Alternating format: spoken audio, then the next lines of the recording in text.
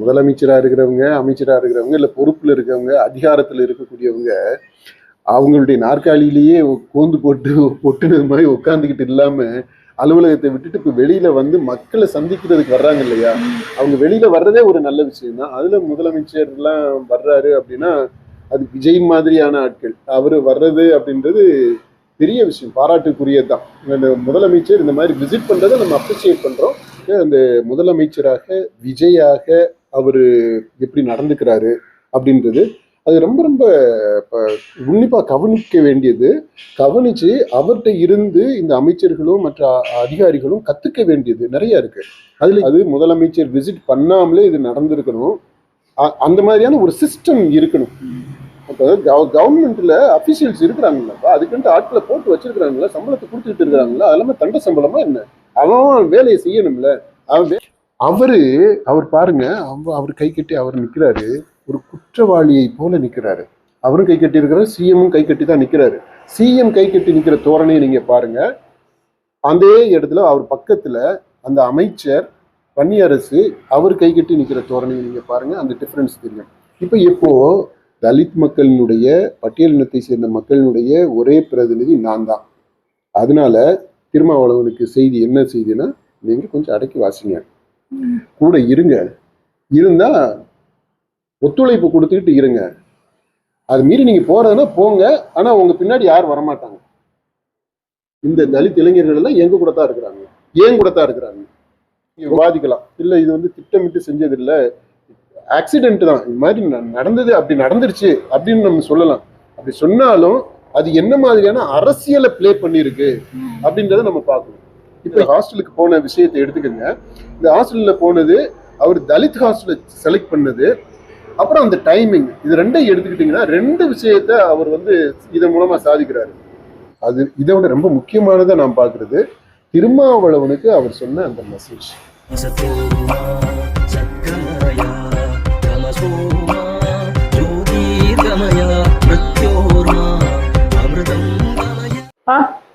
சென்னை சைதாப்பேட்டையில இருக்கிற சமூக நீதி விடுதிக்கு முதலமைச்சர் போய் ஆய்வு பண்றாரு. இதுக்கு முன்னாடி வந்து எக்மோர் குழந்தைகள் நல மருத்துவமனைக்கும் போயிட்டு, மகப்பேறு மருத்துவமனைக்கும் போயிட்டு ஆய்வு பண்றாரு. இதை தொடர்ந்து இப்போ இந்த ஆய்வுங்கிறது நடந்திருக்குது. தொடர்ந்து முதலமைச்சரோட இது போன்ற ஆய்வுகளை வந்து எப்படி பாக்குறீங்க? இது மாதிரி ஆய்வுகள் நடத்துறது ரொம்ப நல்ல விஷயம் தானே. அதாவது முதலமைச்சரா இருக்கிறவங்க, அமைச்சரா இருக்கிறவங்க, இல்ல பொறுப்புல இருக்கிறவங்க, அதிகாரத்துல இருக்கக்கூடியவங்க அவங்களுடைய நாற்காலியிலேயே கோந்து போட்டு பொட்டுனது மாதிரி உட்காந்துக்கிட்டு இல்லாம அலுவலகத்தை விட்டுட்டு இப்ப வெளியில வந்து மக்களை சந்திக்கிறதுக்கு வர்றாங்க இல்லையா?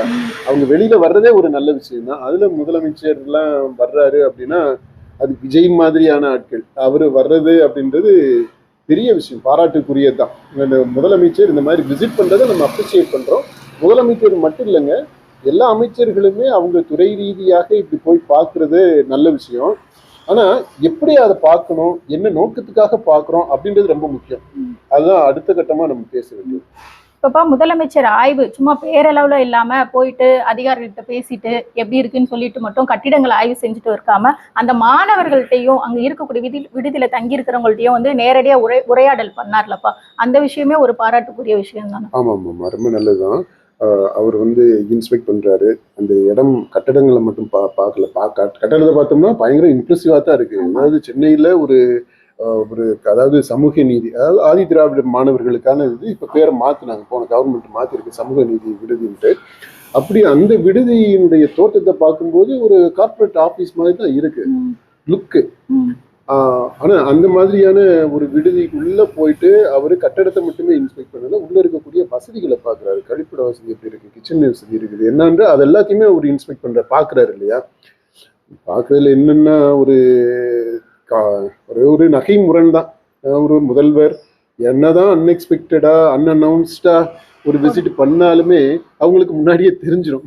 தெரிஞ்ச உடனே அந்த இடத்த தயார் பண்ணி வச்சுக்கிறதுன்றது ஒரு பெரிய விஷயம் இல்லை. அதனால இவங்க இன்ஸ்பெக்ட் பண்றதுன்றது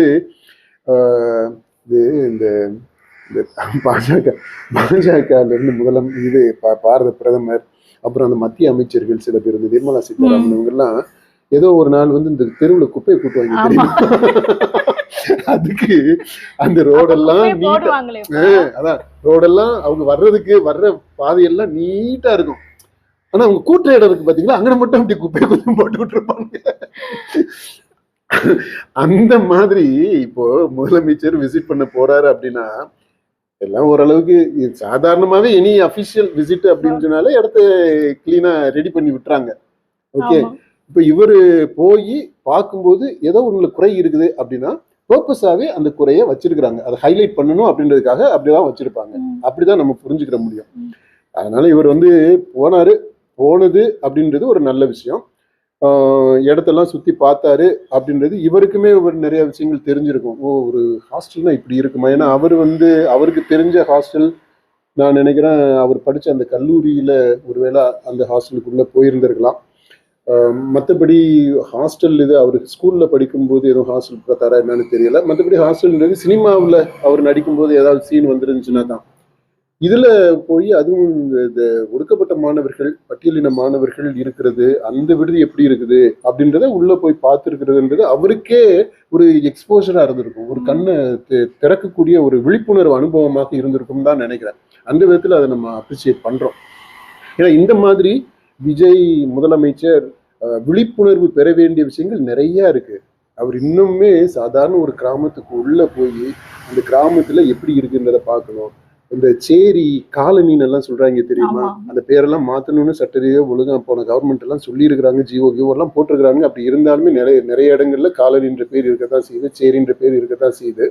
இப்ப அந்த மாதிரி இதுக்குள்ள எல்லாம் இவரு எந்த விதமான பப்ளிசிட்டியும் இந்த இதுவும் இல்லாம மீடியா படை பின்தொடராம அவர் போய் பார்த்தாருன்னா அதெல்லாமே அவருக்கு ஐ ஓப்பனிங்கா இருக்கும். அந்த அனுபவம் எல்லாம் அவருக்கு தேவைப்படுது. அந்த இம்மர்ஷன் அப்படின்றது தேவைப்படுது. அதெல்லாமே அவரு செய்வார். அதுக்கான அந்த ரெடினஸ் அவருக்கு இருக்கிறத நான் பார்க்குறேன். அந்த கான்டெக்ட்ல தான் இப்போ அவர் இந்த ஹாஸ்டலுக்கு உள்ள போனது. அவர் போய் நின்று அந்த மாணவர்கள் பேசுறத கேட்டது, பொறுமையா கேட்கிறாரு, உன்னிப்பா கவனிச்சு கேட்கிறாரு. அது இடையில அவங்க பேசிட்டு இருக்கும்போது பின்னாடி ஒரு டிஸ்ட்ராக்ஷன் வருது, உடனே அதை பார்த்துட்டு அப்புறம் திரும்ப வந்து லிசனிங்க்கு வந்துடுறாரு. அப்புறம் அவங்க மாணவர்கள் சொல்லிக்கிட்டு இருக்கும்போது பக்கத்துல இருக்கக்கூடிய அந்த நோட்ஸ் எல்லாம் எடுத்துக்கிட்டு இருந்த ஒரு அலுவலர் அவங்க வந்து எக்ஸ்பிளைன் சொல்றதுக்கு ட்ரை பண்றாங்க. உடனே அவரை நிறுத்திட்டு நீங்க இருங்க, நோட்ஸ் மட்டும் எடுங்க, பசங்க சொல்றது கேளுங்க அப்படின்ற இதுல அதையும் கண்ட்ரோல் பண்றாரு. இப்போ அப்படி அந்த இடத்துல அவரு மாணவர்கள் பேசுவதை என்கரேஜ் பண்றாரு. அதை முழுசா ஈடுபாட்டோட கவனிக்கிறாரு. அவர் கவனிச்ச விதமே ஒரு அட்டென்டிவான அந்த பாஸ்டர் இப்படி கை கட்டிட்டு அவர் நிக்கிறாரு. கொஞ்சம் அதிகார தோரணை தெரியுது அவர் நிக்கிறதுலயே, அந்த கை கட்டிட்டு இருக்கிற விதத்திலேயே அந்த அந்த இது தெரியுது. இருந்தாலும் நான் ஃபுல்லா லிசன் பண்றேன், நீ சொல்றதை கேட்கிறேன் அப்படின்றதுக்கான அந்த அடக்கம், அந்த இது கை கட்டுறது அப்படின்றது அதிகார தோரணை இல்லை, அதுவும் வெளிப்படுது. ஆனா அது கூடவே நான் கேட்கிறேன்ப்பா, நீ சொல்றதை கேட்கிறேன்ப்பா அப்படின்ற அந்த செய்தி, அதெல்லாமே நம்ம பாராட்ட வேண்டியதுதான். இப்போ அடுத்துப்பா, இப்போ முதலமைச்சர் ஆய்வு பண்றதுக்கும் மற்ற அமைச்சர்கள் ஆய்வு பண்றதுக்கும் நிறைய வேறுபாடு வித்தியாசங்கள் இருக்குதுப்பா. இப்போ குழந்தைகள் நல மருத்துவமனைக்கு அவர் போனப்போ அந்த டீன் வந்து அவங்களுடைய இருக்கையில இருந்தாங்க, இவர் வந்து மற்றவங்க உட்கார அந்த இருக்கையில தான் அமர்ந்திருந்தாரு. அதே போல இந்த விடுதியிலையுமே வந்துட்டு அவர் ரொம்ப ஒரு கனிவுடன் அப்படி நடந்துக்கிட்ட மாதிரிதான் முதலமைச்சருடைய செயல்பாடு நடவடிக்கைங்கிறது இருக்குது. ஆனா இந்த அமைச்சர்கள் அவங்களோட பார்த்தோன்னா ஒரு அதிகார தோரணை அப்படிங்கிறது வந்து அப்படியே அப்பட்டமா வெளிப்படுது. குறிப்பா வந்து இந்த அமைச்சர் கீர்த்தனை வந்து பள்ளியில ஆய்வு பண்ணதெல்லாம் வந்துட்டு ரொம்ப விமர்சனத்துக்கு உள்ளாச்சு. அவங்க மாணவர்களை நடந்துகிட்ட விதமே வந்துட்டு ரொம்ப மாணவர்களுக்கு இடையூறு ஏற்படுத்துற மாதிரி தான் இருந்துச்சுப்பா. இந்த முதலமைச்சர்கிட்ட இருந்து அமைச்சர்கள் கத்துக்க வேண்டிய பாடம் என்னப்பா? அதான் நீங்களே பாடமே எடுத்து முடிச்சுட்டீங்களே, அப்புறம் நான் என்ன சொல்றது. சூப்பரான விஷயங்க, நல்ல கரெக்டான அப்சர்வேஷன். அதாவது இந்த முதலமைச்சர் போற எல்லா இடத்துலையுமே முதலமைச்சர் அப்படின்றதுனால அப்புறம் அது ஒரு நடிகர் அப்படின்ற அந்த தோரணை இன்னுமே அவருக்கு இருக்கு. அந்த அந்த அந்த ஏன்னா அந்த ஹேலோ அவரை சுத்தி இருக்கிறதுனால, அந்த கவர்ச்சி ஈர்ப்பு இருக்கிறதுனால இன்னும் கொஞ்சம் பொதுமக்களுடைய அட்டென்ஷன், ஊடக அட்டென்ஷன் அது எல்லாமே இருக்கு. அதை தவிர்த்துட்டு நம்ம பார்த்தோம் அப்படின்னாக்க அந்த முதலமைச்சராக விஜயாக அவரு எப்படி நடந்துக்கிறாரு அப்படின்றது அது ரொம்ப ரொம்ப உன்னிப்பா கவனிக்க வேண்டியது. கவனிச்சு அவர்கிட்ட இருந்து இந்த அமைச்சர்களும் மற்ற அதிகாரிகளும் கத்துக்க வேண்டியது நிறைய இருக்கு. அதுல இந்த இது உதாரணமா இந்த மாணவர்கள்ட்ட அவர் எப்படி முழுக்க அதாவது 100% he is present, he is listening. அதுக்கு டிஸ்ட்ராக்ஷன் வந்துச்சுனாக்கா அதை உடனே அதை தடுத்துட்டு திரும்ப இந்த பசங்களுக்கு பேசுறத கேட்கிறாரு. அடுத்து முழுசா அவங்களுக்கு பேசுறதுக்கு ஸ்பேஸ் கொடுக்குறாரு. அவங்க பேசுறதுக்கு முழுசா இடம் கொடுக்குறாரு. அவங்க அவ்வளவு மனசுல இருந்து பேசுறாங்க. அது எல்லாத்தையுமே அவர் கேட்கிறாரு. நிறைய விஷயங்கள் பழைய ஹிஸ்டரியில இருந்தே சொல்லிக்கிட்டு வர்றாங்க. அவ்வளவையுமே அவங்க பேச விட்டுட்டு கேட்கிறாரு. இந்த பொறுமை இருக்குது பாத்தீங்களா, இந்த பொறுமை இது எந்த அமைச்சர்கள்ட்டையுமே இல்லை. அவங்க எல்லாம் போன உடனே அவங்கள தான் முன்னிறுத்துறாங்க. இந்த கீர்த்தனா கேஸை பத்தி நீங்க சொன்னதுனால சொல்றேன். அதை பத்தி நம்ம காணொலியும் போட்டிருக்கிறோம். டீட்டெயிலா அதை டிஸ்கஸ் பண்ணியிருக்கிறோம். அவங்க அங்க போய் நின்ன விதம், அவங்க அங்க இருக்கிறவங்கள பேசுறதுக்கே அலோவ் பண்ண மாட்டேன்றாங்க. அவங்க என்ன சொல்ல விரும்புறாங்களோ அதை தான் சொல்ல வர்றாங்க. அதுதான் நடக்கணும் அப்படின்றது மாதிரி பாக்குறாங்க. அப்போ அவங்க அவங்கள தான் எக்ஸிபிட் பண்றாங்களே தவிர அங்க அங்க உள்ள இருக்கக்கூடிய மாணவர்களை அவங்க எப்படி இருக்கிறாங்க, என்ன ஆகணும் அப்படின்றத வெளிப்படுத்தவே இல்லை. அங்க இருக்க மாணவர்களுடைய திறமைகள், அவங்களுடைய நலன்கள், அதெல்லாத்தையுமே கூட விட்டுருங்க. அங்க என்ன இருக்குது அப்படின்றத அதை கூட அவங்க வெளிப்படுத்தல. அவங்கள தான் முன்னிறுக்கிறாங்க. ஆனா விஜய் அதற்கு நேர் மாறா அங்க தன்னடக்கத்தோட நிக்கிறாரு. அங்க என்ன நடக்கணுமோ, யாருக்காக அந்த விசிட் நடக்குதோ அவங்களுடைய நலன் வெளிப்படணும் அப்படின்றதுக்காக அதுக்கு முன்னுரிமை கொடுத்து அதை செய்யறாரு. இது எல்லா அமைச்சர்களுமே கத்துக்க வேண்டிய விஷயம் தான். இப்ப அடுத்து முதலமைச்சர் ஆய்வு பண்ண உடனே அவங்க மாணவர்கள் நிறைய குறைகள் சொல்றாங்க. அந்த குறைகளா உடனடியா நிவர்த்தி செய்யப்படுது. உணவு முதற்கொண்டு விளையாட்டு மைதானம் வரைய திறந்து வைக்கப்பட்டு மாணவர்கள் உற்சாகமா விளையாடுற காட்சியெல்லாம் நம்ம பார்க்க முடியுது. உடனடியா ஆக்ஷன் எடுக்கப்பட்டு. முதலமைச்சர் போன பிற்பாடு நடக்காம இருக்க முடியுமா? என்ன நீங்க பேசுறீங்க? முதலமைச்சர் போனாரு, உடனே நடந்துருச்சு. அது ஆக்சுவலா அந்த வாலிபால் கோர்ட்டு அந்த பையன் பேசுறவர் சொல்றாரு, அது ரெடி ஆயிடுச்சு. ஆனா பால் கொடுக்கல விளையாடுறதுக்கு. அதுதான் அவர் சொல்ல வந்தது. விளையாடுறதுக்கு அலோவ் பண்ணல, ஆனா கோர்ட் எல்லாமே ரெடியா இருக்கு அப்படின்றது. இப்ப முதலமைச்சர் வாங்கிட்டு 2 பால் வாங்கி கொடுத்துருப்பாங்க. சாப்பாடோட பட்டியலுமே மாத்திருக்காங்க. இப்ப உணவு பட்டியல் அந்த முன்னாடி போட்டதை விட இப்ப நிறைய இது மாத்திருக்காங்க. ஃபர்ஸ்ட்ல சப்பாத்தி இட்லி எல்லாம் இந்த கேஸ் தட்டுப்பாடெல்லாம் கொடுக்காம இருந்திருக்காங்க. இப்ப அதெல்லாமே கொடுக்க ஆரம்பிச்சிட்டாங்க. ஆனா இப்பவும் கேஸ் தட்டுப்பாடு இருக்கத்தானுங்க செய்யுது. ஆமா, இப்ப நிவர்த்தி பண்ணிருப்பாங்க. முதலமைச்சர் ஆர்டர் போட்டிருக்காருல்ல. சரிங்க. இப்போ இல்ல அந்த மாதிரி விஷயங்கள் இப்போ ஒரு கேஸ் தட்டுப்பாடுன்னு காரணமாக இந்த விடுதியில் இப்ப நிறைய விடுதிகள்ல அப்படிதான் இருந்துச்சு. சில விடுதிகள்லாம் அட்வான்ஸாவே க்ளோஸ் பண்ணி அனுப்பி விட்டுட்டாங்க இந்த பிரச்சனையினால. அது காரணமாகத்தான் இந்த இது நடந்துச்சா, இல்ல ஒரு கவனக்குறைவா, இல்ல அந்த பட்ஜெட் ரொம்ப கம்மியா இருக்கு. அந்த தம்பி சொல்றாரு, அது சாப்பாட்டுக்கான பட்ஜெட் அவங்க கொடுக்குற அந்த பணம் ரொம்ப ரொம்ப குறைவா இருக்குது. அவரு உதாரணத்துல ஜெயில் கைதிகளுக்கு கொடுக்கக்கூடிய அந்த உணவுக்கான பட்ஜெட்டையோ எல்லாம் ஒப்பிட்டெல்லாம் சொன்னாரு. அந்த மாதிரி பட்ஜெட் காரணமாக இருந்து அப்படின்னா அந்த பட்ஜெட்டை ரிவைஸ் பண்ணியிருக்கிறதுன்றது வரவேற்க வேண்டிய விஷயம். இந்த கேஸ் தட்டுப்பாடு காரணமாக அப்படின்னு இருந்துச்சுன்னா அது எல்லா இடத்துலயுமே அந்த தட்டுப்பாடு இருக்கு. அது அது வேற இஷ்யூ. அதுக்காக இப்போ உணவு கம்மி பண்ணதை இப்ப மாத்திருக்கிறாங்க அப்படின்றது இல்லை. நான் நினைக்கிறேன் அந்த பட்ஜெட் தான். பட்ஜெட்டை இப்போ உயர்த்தி இருப்பாங்க, ரிவைஸ் பண்ணியிருப்பாங்க அப்படின்னு நான் நினைக்கிறேன். அந்த டீட்டெயில்ஸ் ஒன்றும் சொல்லலை. ஆனால் ஆக்ஷன் நடந்ததாக தான் நம்ம ஊடகத்துல காட்டுறாங்க. அந்த விதத்துல அது ஒரு விசிட்டு, ஒரு அலுவலர் போய் பார்த்துட்டு விசிட் பண்ணிட்டு வந்தாங்கனாலே உடனடியாக நடக்கும். இப்போ அந்த பேச்சிலேயே அந்த தம்பி சொல்றாரு, இந்த மாதிரி ஏற்கனவே வந்தாங்க, வந்துட்டு ஒரு 4-5 நாள், 1 வாரம் 2 வாரம் அப்படி நல்லா நடக்கும். அப்புறம் திரும்ப பழைய குருடி கதவு திரடி அப்படின்றது மாதிரி போயிடும் அப்படின்றத அது சொல்றாரு. இப்போ அந்த மாதிரி சாதாரண ஒரு ஆள் போயிட்டு விசிட் பண்றதுக்கே அப்படி இருக்குதுன்னா முதலமைச்சர் போன பிற்பாடு நடக்காம இருந்துட முடியுமா? அதுக்கு வாய்ப்பே இல்லை. அதனால நடந்துருச்சு அப்படின்றது கொண்டாடக்கூடிய விஷயம் இல்லை. அப்படிதான் இருக்கணும், நடக்கணும். அடுத்து என்னன்னா முதலமைச்சர் விசிட் பண்ணாமலே இந்த விஷயங்கள் எல்லாமே நடக்கணும். நீங்களே சொல்றீங்கப்பா 4 நாள் நடக்குது, அதுக்கப்புறம் நடக்க மாட்டேங்குன்னு சொல்லி மாணவர்கள் சொல்றாங்க அப்படின்னு சொல்லிட்டு சொன்னது நான் அப்படின்னு நான் சொல்லலைங்க. அப்படி மாணவர்கள் சொன்னாங்கன்னு சொல்றீங்கல்ல. அதே மாதிரி இப்ப முதலமைச்சர் வந்த பின்னாடியும் இதே போல நடவடிக்கை தொடர்ந்து நடக்குமா அப்படிங்கறதுமே ஒரு கேள்விக்குறி தானே? ஆமாம், பெரிய கேள்விக்குறிதான். அது கேள்விக்குறி. அதுதான் சொல்றேன், அது முதலமைச்சர் விசிட் பண்ணாமலே இது நடந்திருக்கணும். அந்த மாதிரியான ஒரு சிஸ்டம் இருக்கணும். அப்போ கவர்மெண்ட்ல அபிஷியல்ஸ் இருக்கிறாங்களா, அதுக்குன்ட்டு ஆட்களை போட்டு வச்சிருக்கிறாங்களா, சம்பளத்தை கொடுத்துட்டு இருக்கிறாங்களா, அதெல்லாமே தண்ட சம்பளமா என்ன? அவன் வேலையை செய்யணும்ல. அவன் வேலைகளை ஒழுங்கா செஞ்சிருந்தானாக்கி இப்படி மாணவர்கள் இப்படி முதலமைச்சர் வருகைக்காக காத்திருந்து அப்போ அப்படி கொட்டி தீர்க்கணும் அப்படின்ற அவசியம் எப்படி வந்திருக்கும்? அப்ப அந்த அலுவலர்கள்லாம் அவங்க வேலைகளை ஒழுங்கா செய்தாங்களா இல்லையா அப்படின்ற அந்த கேள்வி வருது இல்லையா? அப்போ இந்த சிஸ்டம் மஸ்ட் பி ஒரு ஒரு ப்ராப்பரா அது வந்து ஒரு நிலைக்கு கொண்டு வரணும். அதைத்தான் சிஎம் வந்து உத்தரவாதம் பண்ணணும். அது உறுதி சிஎம்குள்ள சேலஞ்ச் என்ன அப்படின்னா, ஏற்கனவே இருக்கக்கூடிய இந்த சிஸ்டம்ஸ் இருக்குது பாத்தீங்களா, அதை சரி பண்ணணும். அதுதான் சேலஞ்ச். இப்ப போனேன் பார்த்தேன், இப்போ இந்த சோர்ல வந்து மாத்திட்டாங்க, இப்போ லைம் ரைஸ் கொடுத்தா புளி சாதம் ஆட் பண்ணியிருக்கிறான், சப்பாத்திக்கு பதிலாக இட்லி கொடுக்குறான், அல்லது இட்லிக்கு பதிலாக பரோட்டா கொடுக்குறான் அப்படின்றது சேஞ்ச் இல்லை. அது அது நம்ம வரவேற்கிறோம். But that is not important. அதை விட முக்கியமானது என்னன்னா சிஸ்டமிக் சேஞ்ச்.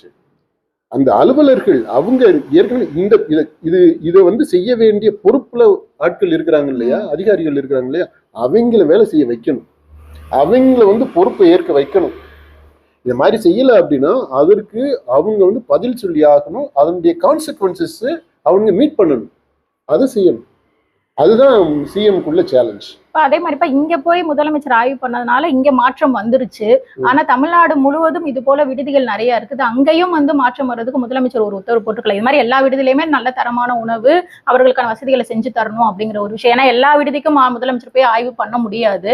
அப்போ இந்த மாதிரி ஒரு உத்தரவை வந்து ஒரு கண்டிப்பான உத்தரவு போடலாம்ல அவர். ஆமா, அதைத்தான் நம்ம இப்ப சொல்லிட்டு இருக்கிறோம். ஆனா அந்த சிஸ்டத்தை வந்து கண்ட்ரோலுக்கு கொண்டு வரணும், அவங்கள சரி பண்ணணும்.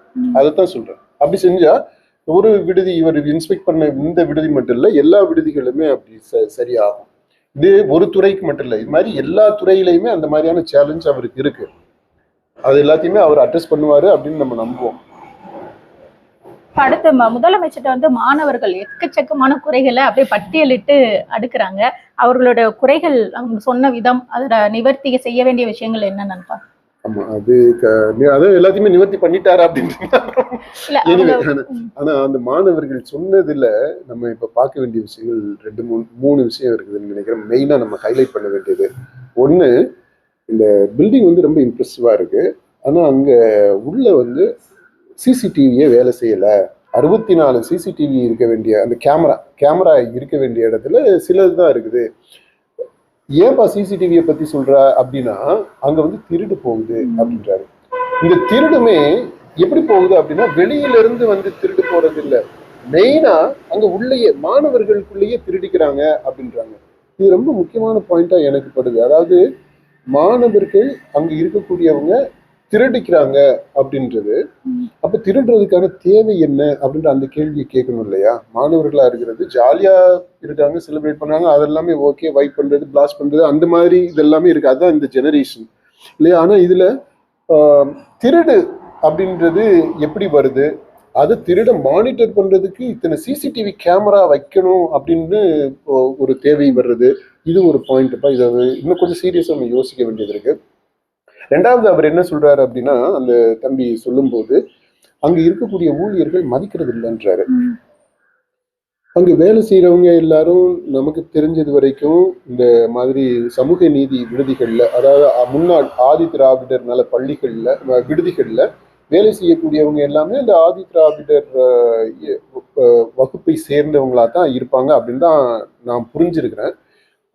அப்படி இருக்குதுன்னா அப்போ நம்ம அதே வகுப்பு இனத்தை சேர்ந்தவங்களே அந்த மாணவர்களை மரியாதை குறைவாக நடத்துறாங்க அப்படின்னு அவர் சொல்றது எப்படி நம்ம புரிஞ்சுக்கிறது? ஏன் அவங்களுக்கு வந்து மாணவர்களுக்கு அவங்க நடத்தக்கூடிய அந்த விதம், வார்டனும் சரி, வார்டனை பத்தி சொல்றாரு, அப்புறம் மற்ற வேலை செய்யக்கூடியவங்களையும் சொல்றாரு, அந்த அவங்க இந்த மாணவர்களை நடத்துற விதம் ஏன் அவ்வளவு வூண்டிங்கா இருக்கு அப்படின்றதையும் நம்ம பார்க்கணும். ஏன் அவ்வளவு வழக்கமா அந்த ஹாஸ்டல்ஸ்ல எல்லாம் இந்த டிசிப்ளினுக்காக மாணவர்களை கொஞ்சம் கண்ட்ரோல் பண்ணுவாங்க, திட்டுவாங்க, அந்த மாதிரி விஷயங்கள் எல்லாம் நடக்கும். ஆனால் அது எல்லாத்தையுமே நம்ம பெரிய அளவுல வூண்டிங்கா எடுத்துக்கிறது இல்லை. எல்லா விடுதிகள்லையுமே அது வார்டன்ஸு அந்த பல இந்த மாணவர்களை வச்சு சமாளிக்கணும். அப்படிங்கும்போது பெற்றோர்கள் செய்ய தவறுற, பெற்றோர்கள் செய்ய முடியாம தள்ளிவிட்ட வேலை இது ஹாஸ்டல் அப்படின்றது. இன்னைக்கு அந்த மாதிரி தான் இருக்கு. பெற்றோர்களால மேனேஜ் பண்ண முடியல, அதனாலதான் ஹாஸ்டலுக்குள்ள கொண்டு வந்து போட்டு விடுறாங்க. இங்க வந்து பெற்றோர்களுடைய வேலையும் செய்யணும், அதே சமயத்துல அவங்கள டிசிப்ளினையும் பார்க்கணும், போலீஸ் வேலையும் செய்யணும், கவுன்சிலர் வேலையும் செய்யணும், எல்லாத்தையுமே சேர்ந்து செய்யறதுன்றது வந்து ரொம்ப டஃப்பான, ரொம்ப சேலஞ்சிங்கான விஷயம். அதனால அவங்க வந்து சில சமயங்கள்ல அந்த கோபமா பேசுறது, திட்டுறது, அந்த மாதிரி எல்லாம் இருக்கும். ஆனா அது எல்லாத்தையும் வூண்டிங்கா, அதாவது மாணவர்களுடைய மனசை காயப்படுத்தக்கூடிய அளவுக்கு இருக்கு அதை ஃபீல் பண்ணி இந்த பொது வெளியில ஒரு தம்பி சொல்றாங்க அப்படின்னா, கல்லூரி மாணவர்ப்பா, அவங்க சொல்றாங்க அப்படின்னா, அப்போ அந்த அளவுக்கு ஊண்டிங்கா ஏன் ஆகுது? இத்தனைக்கும் மாற்று ஜாதி அந்த மாதிரி இது அப்படின்னு சொன்னா அதை கூட நம்ம வந்து இந்த கான்டெக்ட்ல புரிஞ்சுக்க முடியும். ஆனா இது ஒரே வகுப்பு, அப்படி இருக்கும்போது இவ்வளவு ஊண்டிங்கா வருது அப்படின்னா என்ன காரணம் அப்படின்றத நம்ம சிந்திக்கணும்.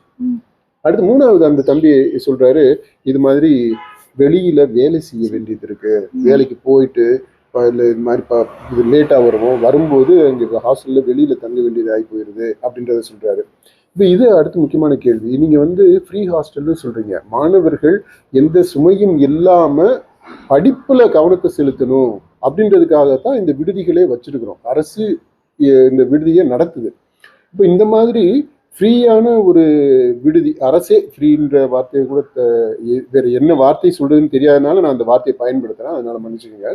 இப்போ இந்த மாதிரியான ஒரு அரசு நடத்தக்கூடிய இந்த விடுதியில இருந்துமே அவங்க வேலை செய்ய வேண்டிய நிர்பந்தம் எங்க இருந்து வருது? அப்போ அவங்க சொந்த செலவுகள் இருக்கு இல்லையா, ஒரு சோப்பு வாங்கணும், இது வாங்கணும், சீப்பு வாங்கணும், அந்த மாதிரியான செலவுகள் இருக்கு, வெளியில போக வரக்குள்ள பஸ்ஸுக்கு செலவுக்கு, அந்த மாதிரி அந்த செலவுகளுக்கு கூட வீட்டில இருந்து பணம் கொடுத்து உதவ முடியல. அந்த வறுமை நிலையில பெற்றோர்கள் இருக்கிறாங்க. அதனால சொந்த செலவுகளுக்கு கூட இந்த பர்சனலான எக்ஸ்பென்சஸ் இருக்குது இல்லையா, அதுக்கு கூட இவங்க வேலை செய்ய வேண்டியது இருக்கு, பார்ட் டைமா ஒர்க் பண்ண வேண்டியது இருக்குது. இப்போ இவங்கெல்லாம் என்ன பார்ட் டைமா என்ன ஒர்க் பண்றாங்க அப்படின்னு பார்த்தீங்கன்னாக்க தெரியும் நீங்க உங்களுக்கு. சின்ன சின்ன வேலைகள் தான் செஞ்சு அவங்க வந்து இந்த கொஞ்சம் 500 ரூபாய் 1000 ரூபாய் அவ்வளவுதான், 1000 2000 அதுக்கு மேல எல்லாம் யாரும் சம்பாதிக்கிற மாதிரி எனக்கு தெரியல. அந்த இதை வச்சுக்கிட்டு அவங்க மற்ற செலவுகள் எல்லாத்தையும் பார்த்துக்கிறாங்க. சில பேர் வீட்டுக்கும் கூட கொடுத்து உதவி செய்யறாங்க. அந்த அளவுல தான் இருக்கு. இப்ப இதையும் நம்ம கவனத்துல எடுத்துக்கணும்.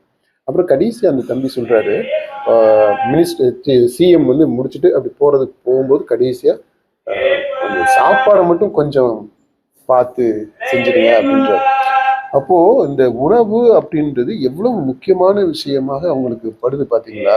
ஏன்னா வரக்கூடிய அந்த குடும்ப பின்னணி ஒண்ணு இருக்கு, அடுத்து இங்க வந்து இருக்கக்கூடிய அவங்க எக்ஸ்ட்ரா வேலை செய்ய வேண்டியது இருக்குது, அலைய வேண்டியது இருக்குது. அது அப்புறம் அவங்களுக்கு உடம்பு இந்த வயசுக்கு தேவையான உணவுன்னு ஒண்ணு இருக்கு. இப்போ அதனால அந்த உணவு பத்தலை.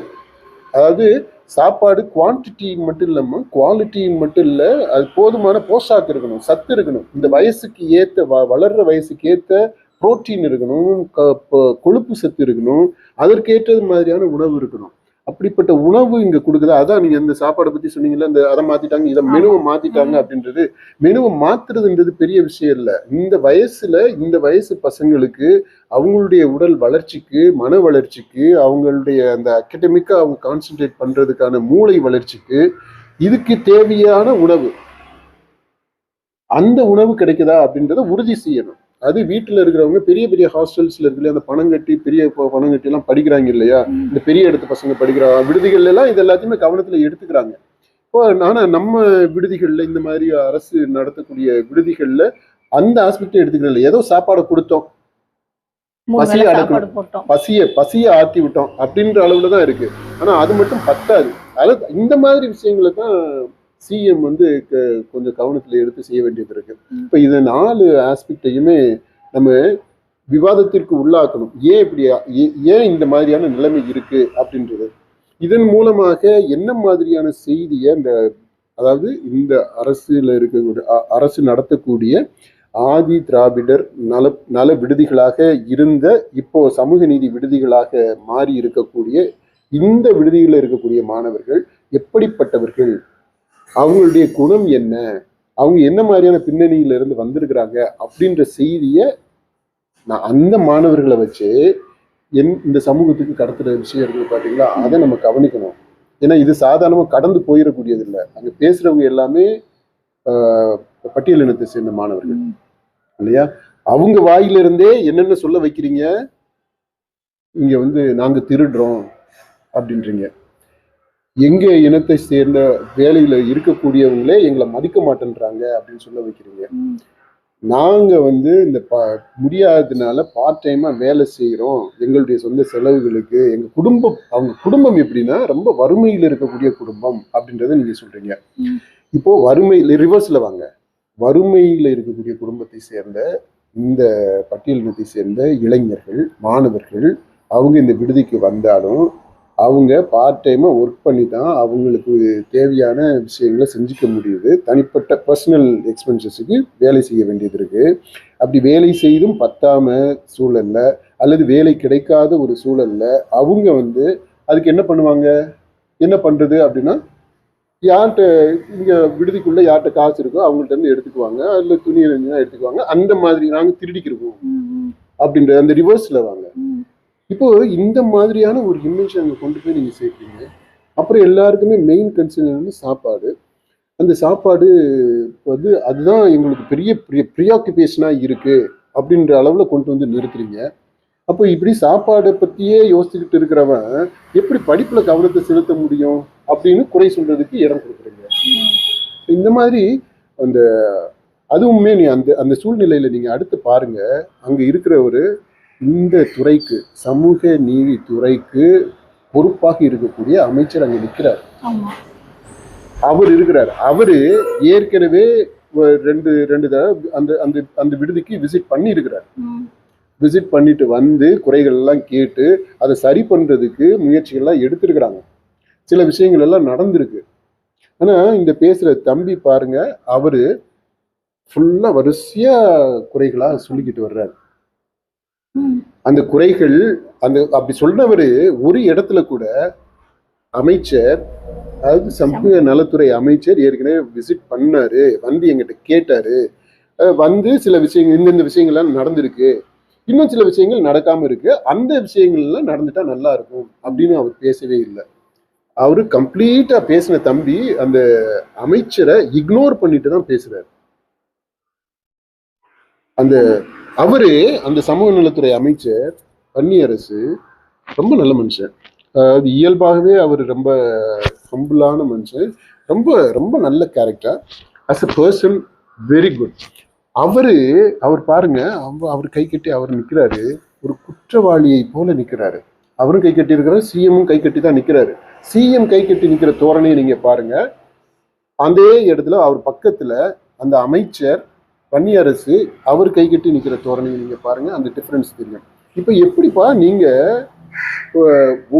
நம்ம அமைச்சரை நீங்க பிட்ரே பண்றது மாதிரி, காட்டி கொடுக்கறது மாதிரி, குற்றவாளி ஆக்குறது மாதிரி, அவரை குற்ற உணர்வுல தலை குனிந்து நிக்க வைக்கிறது மாதிரி நம்ம அடுக்கிக்கிட்டே போறாங்க அவங்க.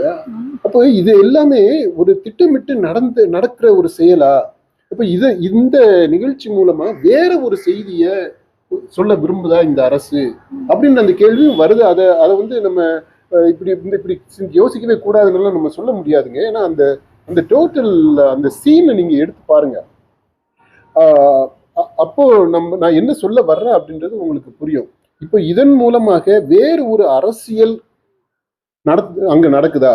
வெறுமனே இது வெறும் விசிட் மட்டும் கிடையாது. இந்த விசிட் மூலமாக என்ன செய்தியை சொல்ல வர்றாங்க?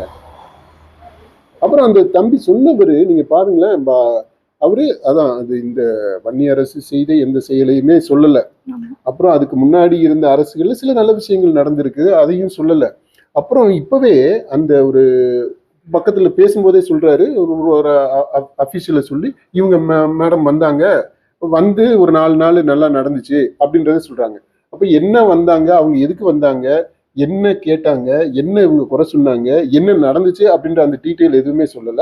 இப்படி வருவாங்க, ஒரு வாரம் நடக்கும், அதுக்கப்புறம் திரும்ப பழைய விஷயத்துக்கு வந்துடும் அப்படின்றத சொல்லிக்கிட்டே போறாரு. கம்ப்ளீட்டா ஒரு ஹிஸ்டரியை சொல்றாரே தவிர, தாவேகா ஆட்சிக்கு வந்த பிற்பாடு, இந்த புதிதாக இவர் அமைச்சராக பொறுப்பேற்ற பிற்பாடு வன்னியரசு இந்த சமூக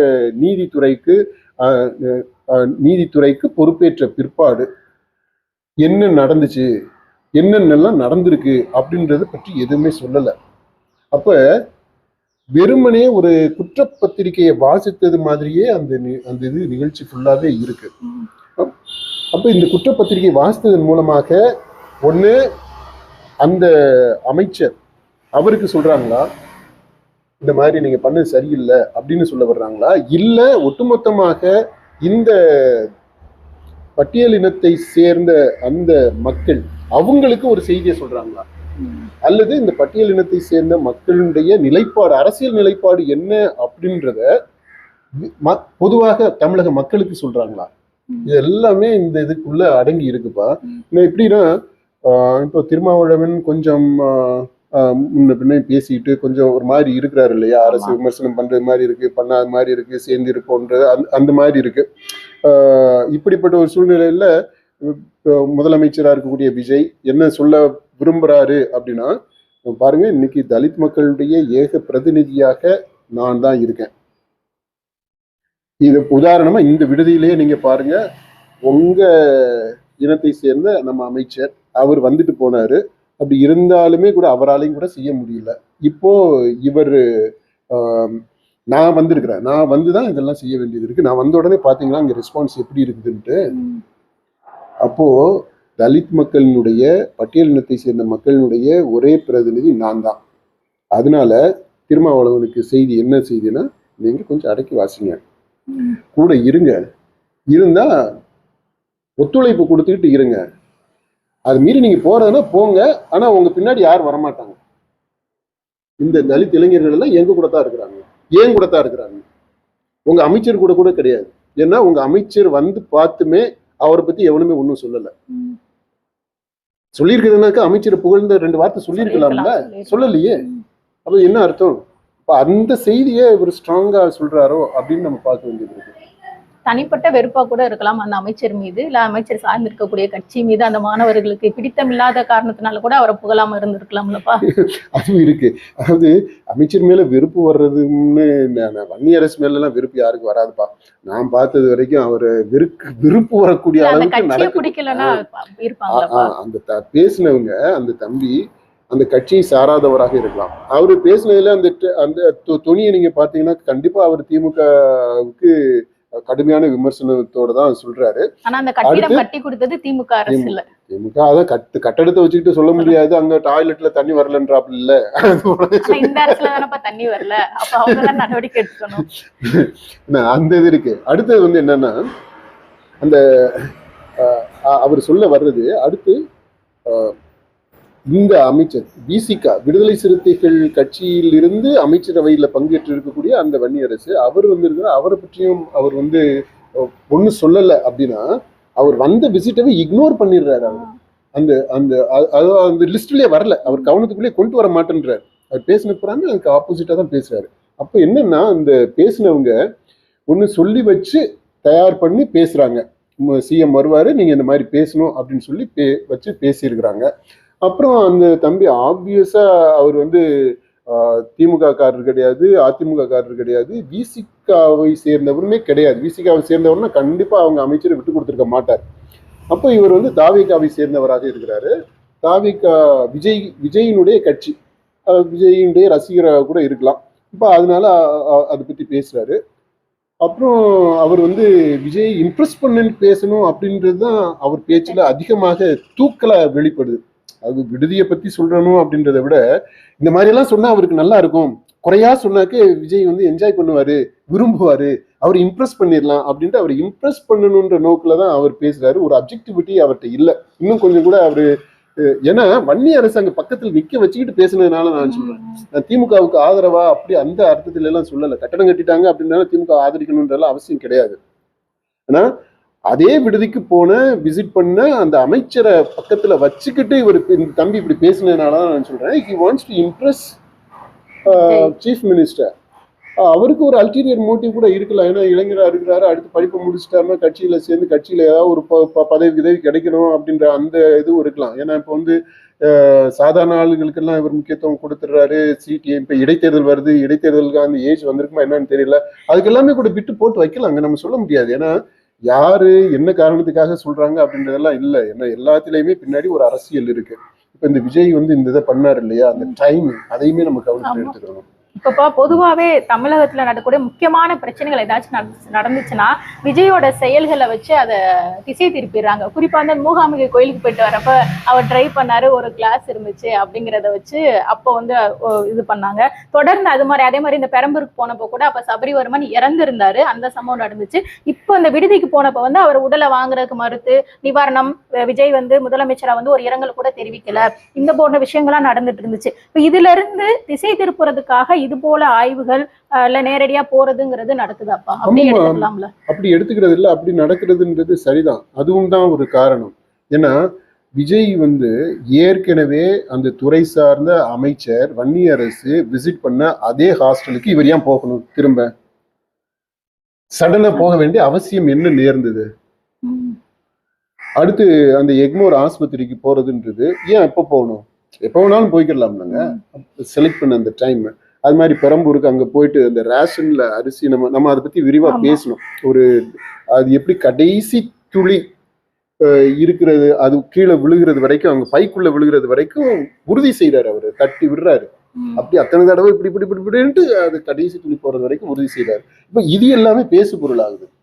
இப்ப இதெல்லாம் பேசு பொருளாகுது. விஜய் என்ன செஞ்சாலுமே பேசு பொருளாகும். அது இந்த மாதிரியான சில விஷயங்கள் எல்லாம் செய்யும் போது அது ஜெனுவனாக தான் செய்யறாரு. நான் சொல்லியிருக்கேன்னா விஜய் கிட்ட 2 ஆஸ்பெக்ட் இருக்குப்பா. ஒண்ணு வந்து நடிக்கிற விஜய், அது முதலமைச்சர் பிற்பாடு அவர் நடிக்கிறார். இன்னொன்னு வந்து ஜெனுவனான ஒரிஜினல் விஜய், அத்தன்டிக் விஜய். அந்த விஜய் எப்பவாவது தான் வெளிப்படுவாரு. அது வந்து அந்த ஆஸ்பத்திரிக்கு அவர் போனது வந்து டிராமா, ஆனா போயிட்டு அந்த குழந்தை கொஞ்சிறாரு பாத்தீங்களா, அது ஜெனுவனானது.